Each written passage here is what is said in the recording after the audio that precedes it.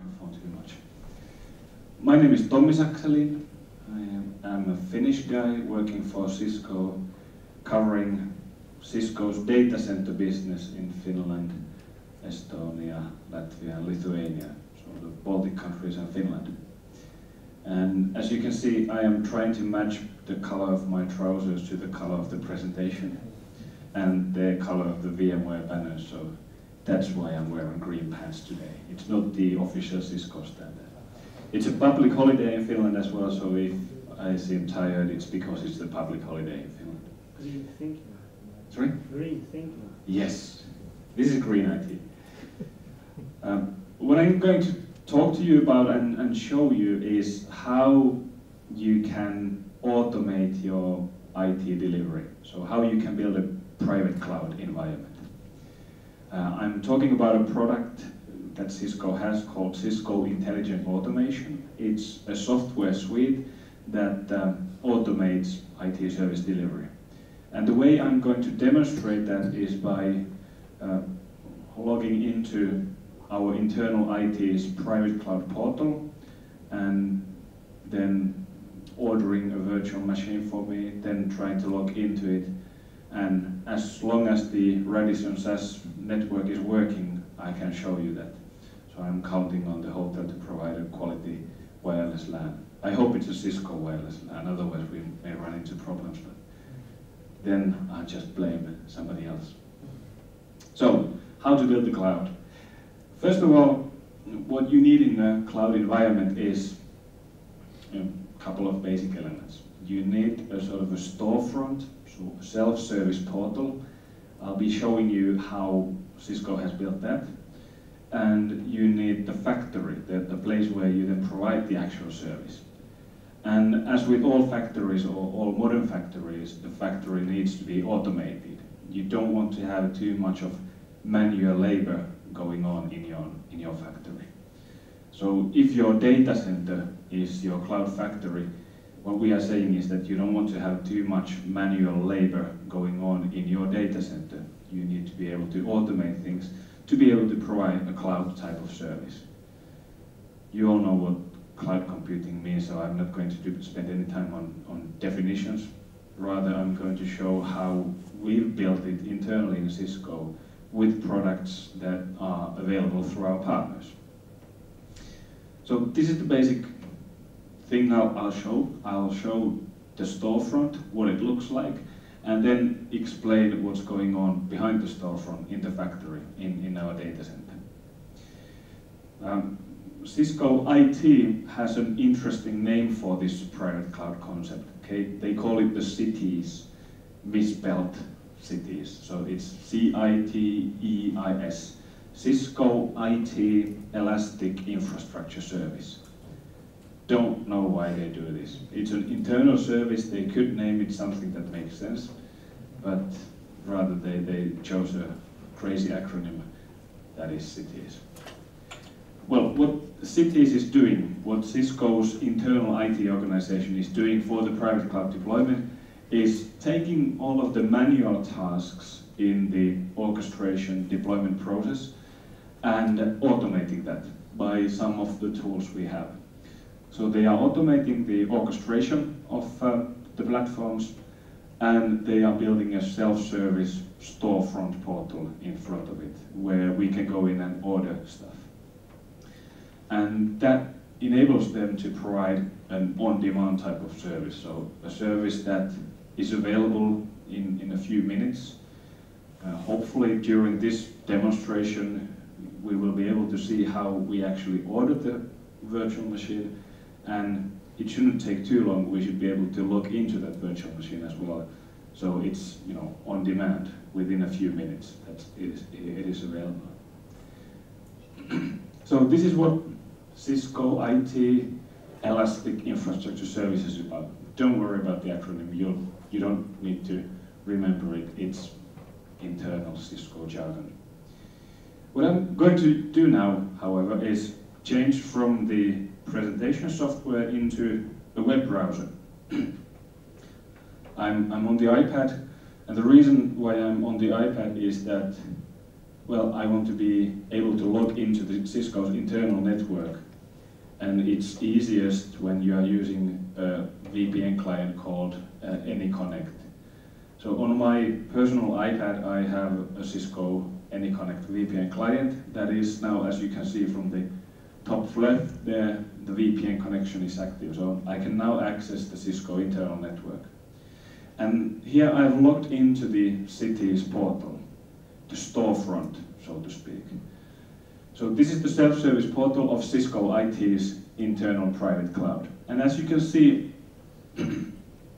there are a bunch of services they offer from this portal that are available for all Cisco employees. I'm a sales guy, I don't need all of this stuff, but it's still available for me. So for example, from end user services, I could go in, order a virtual desktop for me, and also order a virtual desktop client, a thin client or zero client device for myself. That's one of the end user services that's available here. What we could do in the portal, or what Cisco IT could do in the portal, is provide, for example, the ability to order pens and pencils and chairs and tables for the office. But now it's just a private cloud IT portal, nothing more than that. There's external cloud resources, which is pretty interesting. So Cisco IT's plan, they have the capability already. What they don't have is the agreements. But they have the plan of combining our internal IT service catalog and our provisioning system to an external cloud provider's service, so that we could do cloud bursting. If I need more capacity than they have available in their data center, they could actually go in and order that capacity from an external cloud provider. The tools they are using already have adapters to hook up to Amazon's cloud service, so the technical facilities are there, but it's now a question of agreeing on the pricing and so forth. So that's why this is grayed out at the moment. Well, I could order platforms or applications, databases, in most cases Apache servers and so forth, do the whole platform as a service thing, maybe a bit of software as a service. And then there's the infrastructure resources, IaaS, infrastructure as a service. And I'm now going to click that, and we'll see whether the wireless LAN works. It does work. Here it gives me a couple of options. I can order a whole virtual data center, a VDC. If you know VMware's vCloud Director, that includes the notion of VDC, a virtual data center. So it's a whole virtualized environment where you have a number of virtual machines connected to a number of virtual networks. And I could go in and order that, but the easiest way, and for the demonstration purposes, the fastest way is to go into Cities Express, which is basically ordering virtual machine capacity from a data center they have available already. So let's click order. I could look at the pricing. There's going to be an internal charge for my boss actually for ordering this virtual machine, but it's not too much, so let's not worry about it. So, as I have now logged into our storefront with my user credentials, it knows who I am, Tommi Saksalin, it knows my email address, my Active Directory login, and it knows my organization. So this is actually the number string that is used to send the bill to my boss. So my boss will see a cost coming in there. As you can see, the data center where the capacity is going to be provided from is in Allen, Texas. The reason for that is that, well, Cisco has about 50 big data centers worldwide. Well, we are migrating and transforming them one by one into virtual cloud data centers. And the one in Texas is ready. The one in Amsterdam, which is going to be the closest one to us from this point of view, is being built at the moment. So that's why I don't get to choose Amsterdam. I will get this resource from Allen, Texas. It's actually a pretty cool data center, and there's a bunch of stuff that you might want to have a look at if you are building a physical data center. They don't use batteries, for example, in the UPSs, rather they use flywheels, and there's all sorts of interesting stuff going on with the cooling and so forth. So I'll be happy to discuss that in one of the coffee breaks, but let's not focus on that too much. Let's go in and select a template of what type of a virtual machine I want to use. Well, as you can tell, this is an internal IT private cloud for internal users who know about IT. So the descriptions are, you know, IaaS 6.1.0. something, Windows 2008 server release 2. So that's what I'm going to choose, because I want to be able to connect to a Windows desktop and show it to you. There's Red Hat Linux, there's more Windows stuff I don't know about. Wayne's first image dev. So all sorts of templates, but let's pick the Windows one, it's easy. Generic Windows 2008 64-bit standard. I then get to describe it if I want. I get to choose how long I want it for. So, you know, I can pick that I want it for half a year or so, but what now we only need it for a couple of days, so let's put in 2 there. Now, I've got some green USB memory sticks here to match the color of the pants and the banners and everything. We have 2 difficult tasks. One, we have to come up with a password that has a minimum of 8 characters and mixed uppercase and lowercase, at least 1 number and 1 special character. So if somebody wants a USB memory stick matching my trouser color, you're welcome to shout. Standard Microsoft password is 0. Just 0. No. The word password with the zeros. Word password With Good. the at instead of O, 0.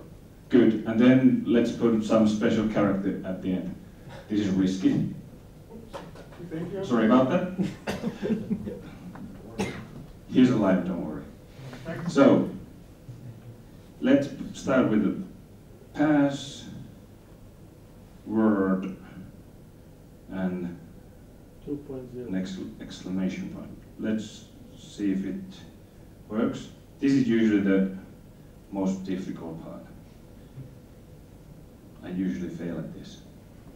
Now, there's another one. DNS name. I want to show that, you know, it's integrated into our whole IT system. So let's come up with a good name for the virtual machine to which we Vilnius connect. rocks.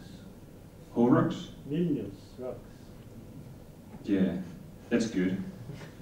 Let's put in Lithuania rocks. Okay. You know, to cover the whole. You have probably Lithuania rocks. Do you It's a think so? Baltic state. No, Lithuania rocks. Description. Yeah, let's not describe it any further. Workload type, you know, we can choose if we want it's an application server. We want it to have 1 vCPU. We don't need any extra storage. Submit. Here's the green to match the color of the day. So, the order is in. Continue. There we go. Now we have about 15 minutes to go. During that time, there's now stuff going on which I'll explain what's happening in Texas. And before the end of the presentation, I should get an email. Let's see, I've got an email client open. Yep. I should get an email saying that Lithuania Rocks is now available. And I'll then try to connect and remember the password, and you'll see that you can actually access a Windows desktop from an iPad with RDP. So, what's happening in Texas at the moment? Well, first of all, I want to mention a couple of software companies' names that you may have heard of. The portal that we were using, the storefront, you may have noticed that at the top of the browser bar or the browser tab there was a word NewScale. NewScale is a software company, well, was an independent software company that was building a product with a service catalog and a self-service portal. So those are the two elements in their software suite. A service catalog defining different services, so the menu, and then a self-service portal. A portal, the storefront that we can use. Cisco bought NewScale last year, so it is now part of Cisco. Another part which then comes under NewScale, you know, once you have the portal, the service catalog, you create a service request from the portal. That request goes into an orchestration engine built by a company called Tidal Software. Well, Tidal Software was a software company focusing on automation. They built a very interesting product for SAP's ERP systems. So, for example, right now SAP is reselling some of the Tidal Software components to do SAP environment automation. But they also built a more generic automation platform for orchestration and automation. And Cisco went in and bought Tidal Software as well. And Tidal had for a long time been integrating with NewScale quite nicely. So it was actually a ready package built by two companies that Cisco bought by buying the two companies last year and creating a product called Cisco Intelligent Automation for Cloud. So, Cisco Intelligent Automation for Cloud. It has a number of elements.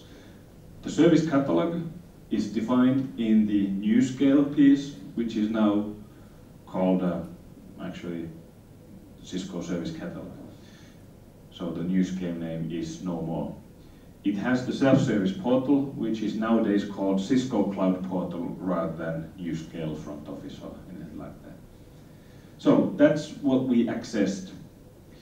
Once I pressed submit in the form of the catalog or the portal, it created a service request that went into the Tidal Enterprise Orchestrator piece of software. What the Enterprise Orchestrator does is, as the name goes, it orchestrates things. In the Tidal tool, you define workflows of what you want to do. And you do it through a graphical user interface. So the guy figuring out how we provide a certain service will create a workflow by dragging in different types of graphical elements into the workflow, and each of those graphical elements will represent a certain action that is then excuse me, that is then automatically done in the data center. Those graphical elements are bound to the adapter framework. So the Tidal Enterprise Orchestrator suite, it is very generic, and then if you need to talk to a specific, let's say, a specific storage platform, you have an adapter for that. So there are readily built adapters for the major storage vendors, for major server hardware vendors and so forth. And it's an open framework, so you can build adapters yourself using the XML language that is used there. So now through those adapters in the data center in Texas, the Tidal Enterprise Orchestrator is now talking to, in this case, VMware vCloud Director. So Cisco IT internally is using the vCloud Director to do much of the automation in the virtualization area. But as you can tell, because it's a generic system, through an adapter, the Tidal could be telling Microsoft Hyper-V to do a virtual machine. Or it could be talking to a KVM system through a different adapter. So that's not bound to a specific type of hypervisor, but in this case it is using VMware vCloud Director to talk to VMs, to build the VMs.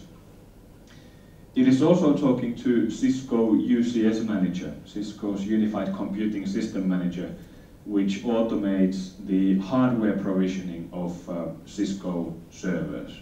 I'll talk about the Cisco servers in later presentation, so let's not focus on that. And also it can do bare metal provisioning of software, so it can go in to a server provisioned here, go in and install some software on it if we want to do it. And through this is then talking to our compute, network, storage, virtual infrastructure resources. An example of what the Cisco IT has built into the service catalog is a few base templates of virtual machines or virtual data centers. They actually publish a price list internally for us, and we could go from one server to 600 servers in a virtual data center, and there's a readily built price for that.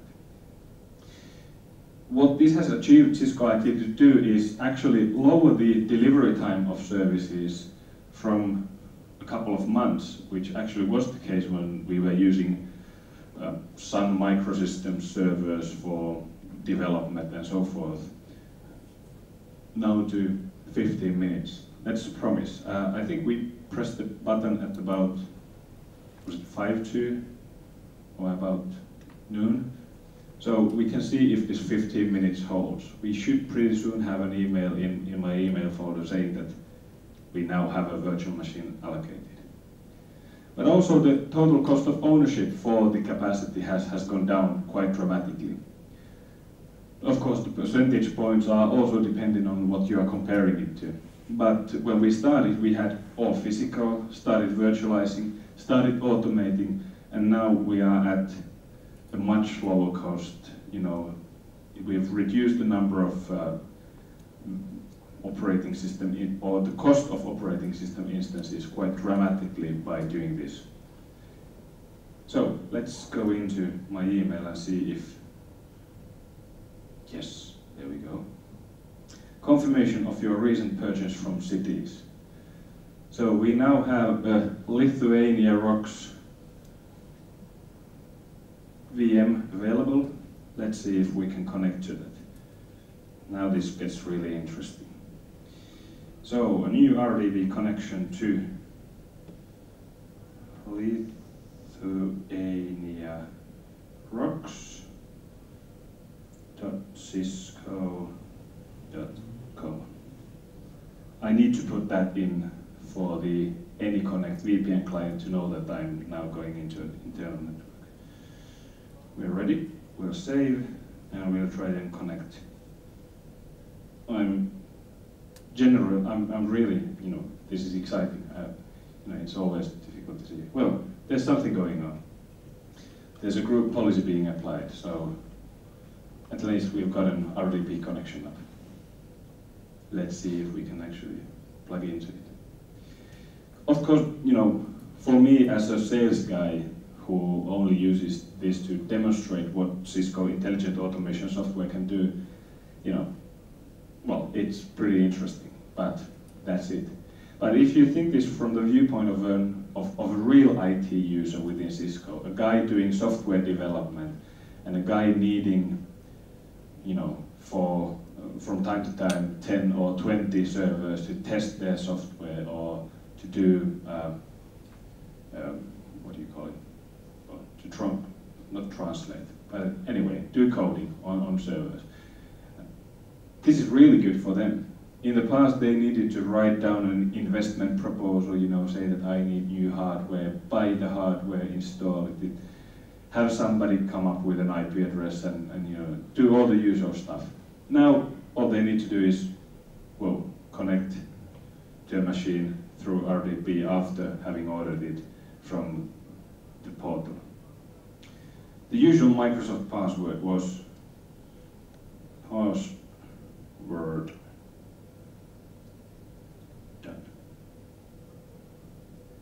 Ta-da, we're in.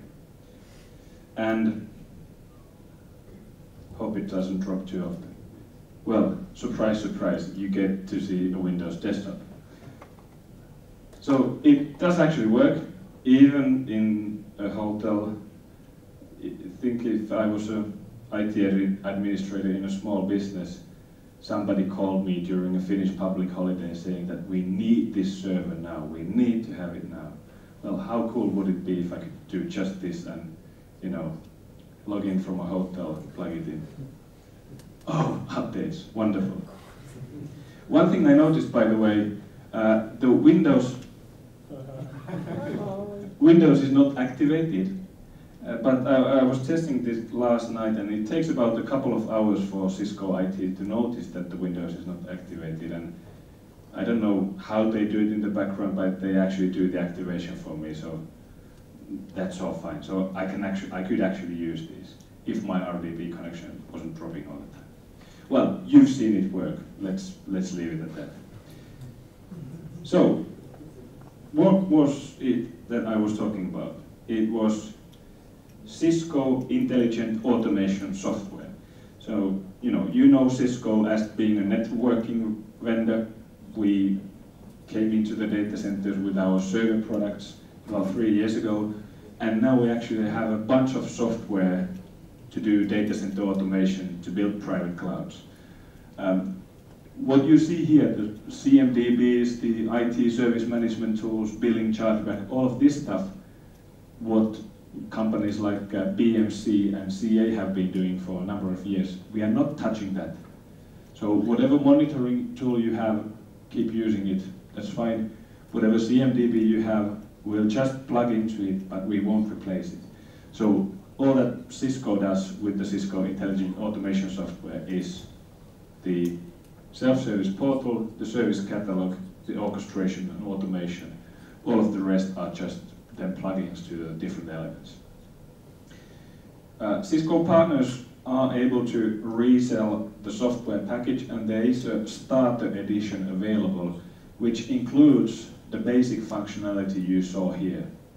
So, of course, this software can be tuned to do almost anything. I mean, you can build a service catalog to offer, I don't know, a boat cruise on the river there or anything. But the service, the basic functionality that was shown here is available in the starter edition with all of the plugins and scripts pre-built and so forth. So, there we go. We were able to get a lithuaniarocks.cisco.com up and running, and during one of the coffee breaks I'll then do some interesting installations there, and we can see what we can do with that. Is there any requirement for partners to start selling it or being qualified for it? The question was whether there is any requirement for partners to start reselling this. There will be, yes, because it is, well, you need to know what you are doing as you are building this. So Cisco does have a certification requirement for the partners. If you are a Cisco partner and want to know about this, we can talk about it offline at our booth or afterwards. But yes, Cisco wants to make sure that the resellers know how to set it up as they resell it. So we do have some requirements. Is there support for multi-tenancy? Support for multi-tenancy. Yes, there is. To what extent? It's developing all the time. You can already build a multi-tenancy or multi-tenant cloud, but not to a very, very large scale. So for large-scale service providers, we are still saying that you should probably look at some other tool. But if it is depending on what the services are and how many users you have, you can use this as a multi-tenant solution, yes. And it is developing constantly to, add scalability. Any other questions? Is it new created desktop is very limited, or you can install any programs there? Yeah, you can install anything, yeah.